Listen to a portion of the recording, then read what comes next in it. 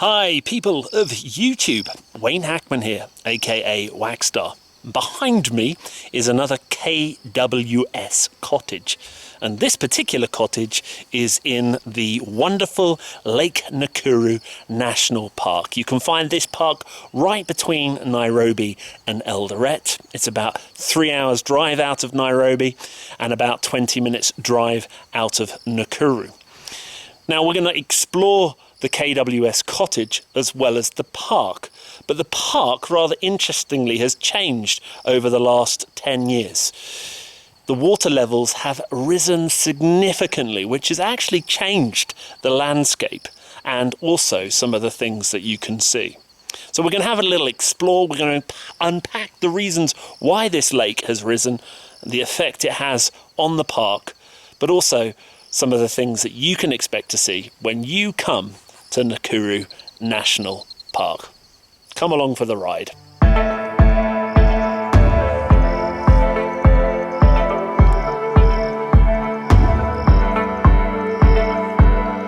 The cottage is nestled amongst a park ranger station. When you first arrive, you're welcomed into this large kitchen, dining and lounge area. The kitchen is reasonably well stocked and there's electricity between 6 and 10 every evening. The actual property can sleep 10 people, but that's assuming that you have a couple and a child in both the master bedrooms, as well as an adjoining 2-bedroomed property which can sleep 2 couples. The property is basic but does come with a caretaker who looks after your every need, and it's lovely to sit outside with a fire and a tusker enjoying the beautiful Kenyan countryside.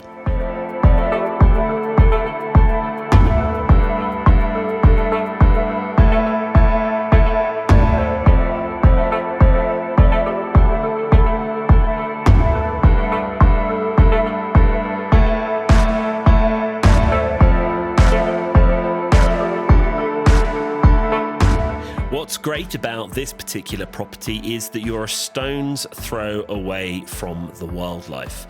Nakuru National Park is a smaller park, but what's great about it is you can see quite easily with one day 4 out of the big 5. That's buffalo, rhino, lion and leopard.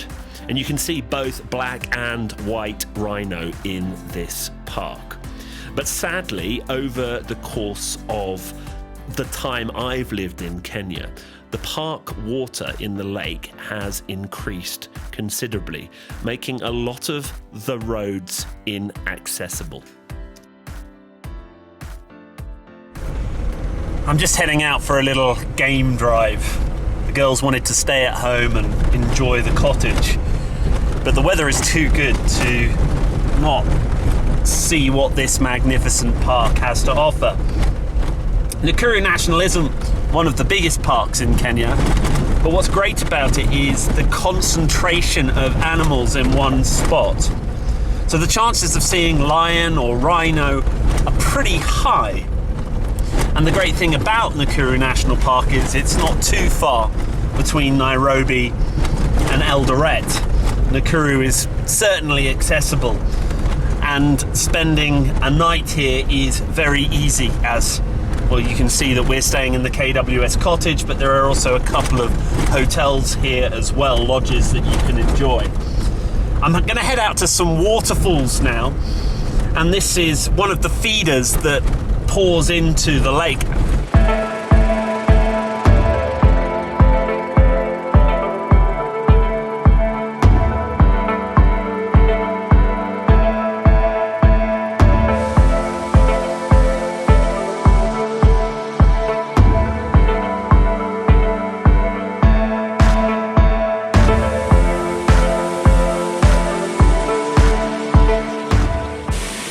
As you can see behind me is one of the falls, and since coming last time, the erosion of the water has been phenomenal. Right in front of me used to be a river crossing, and the water has completely bored out that crossing.